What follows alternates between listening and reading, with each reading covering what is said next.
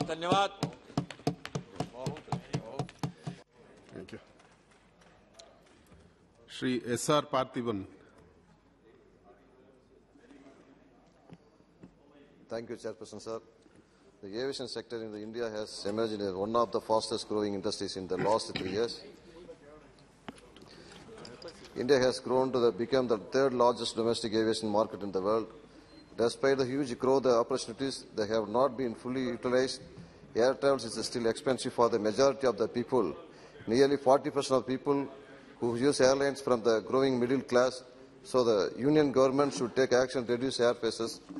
Even though having the largest market in the Indian aviation sector, the union government has unfortunately not been able to run Air India, the only public sector undertaking. Sir, when Air India flights were with the government was able to successfully rescue our Indian citizens stranded in various countries during the COVID crisis, but during the Ukraine war crisis, the Indian Ministry of Civil Aviation delayed sending the flights to rescue the medical students and other civilians struggled in various parts of Ukraine. The complaints arose that the air forces were overcharged at the time of evacuation from the Ukraine, or the cost of evacuation of the citizens from the Ukraine fully borne by the union government. The minister should clarify that. The deal with the similarly crisis in the future, the government should operate separate the aircraft under the control of the minister. With the privatization of the airlines, linkages between regions are the hampered of the cooperation between the private companies is mainly for profit motive. Thus, the question is how the objective of the Udan scheme announced by the union government will be fulfilled. Airport parking fees and other amenities have risen as airports have been privatized. Most private airlines do not use the Eurobridge and facilities to reduce costs, which can cause the inconvenience to the elderly and physically challenged passengers. The government must come forward to solve these kinds of problems. One of the major challenges facing the aviation sector in India is a shortage of trained personnel. It is estimated that more than 28,000 pilots will be needed in the future.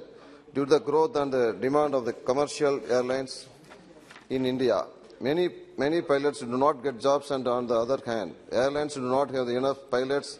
The shortage of trained personnel resulted in the pilots and the crew working tirelessly. Considering this, the minister should develop the greater number of technically trained pilots and the allied professionals. India's domestic maintenance, repair and overall service are currently in this nascent stage. Only 5 to 5% of the MRO's jobs are done by the Indian companies, and the rest are outsourced from other countries. This affects the Indian economic. What happened to the Prime Minister's Make in India scheme? The Udan scheme was announced by the union government to make air service available to all regional people in the country and connect all regions by air. Under this scheme, service from the Salem airport commenced since 25th March 2018, but for the last 1.5 years, there have been no flights from the Salem airport. As a result, the industries, businessmen, educationists and the general public in Salem, Dharmaburi, Karur, Erode, Kallakurichi and Namakkal districts have to travel about the 300 kilometers to use the airline services. By providing early morning flights from Salem to Chennai and evening flights Chennai to Salem, public will use the airline services more frequently. Further, the minister should provide the new air services routes from Salem to Pondicherry via Bangalore and Salem to Hyderabad to Tirupati. Regarding this, I met with the Union Minister of Civil Aviation. The ministers had also promised with a letter dated December 31st, 2001, that flights would resume from the Salem airport March 2022. But so far, no positive progress has been made in this regard. There is no benefit of Tamil Nadu through the Udan scheme. The union government implementing the billions of projects in the BJP-ruled states, especially in the north. People of Tamil Nadu are blaming that union government is completely ignoring Tamil Nadu. I again request the Honourable Minister to take steps to resume the service to Salem Airport and the expansion work and provide immediate service to all routes.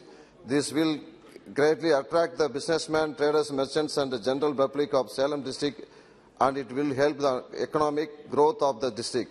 I also request the further expansion of Coimbatore and Madurai Airport to provide domestic and international freight services. Thank you, sir. Thank you.